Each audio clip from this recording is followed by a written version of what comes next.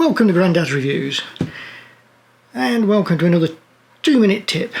This time we're going to look at the shutter AE lock on the Fuji X-T3.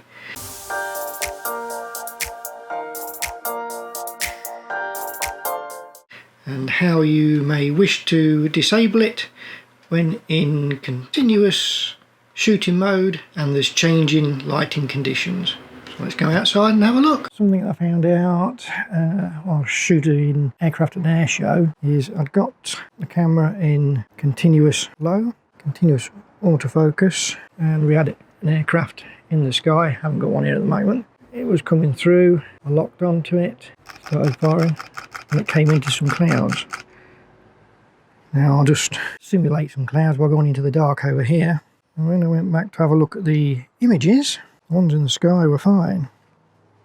As we came down into the clouds, or as it here, it just got darker and darker and darker and darker. And what the problem is as a default, when you half press that down to get the autofocus lock, and it also locks the exposure. So it's exposed for that sky, and then as we come down into here, it's locked. So if you go into setup, button dial settings, come down to shutter AE, and then you can AFC, turn that off.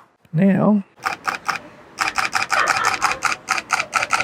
you'll be able to see that the exposure isn't locked. It continuously exposes and correctly exposed all the way through.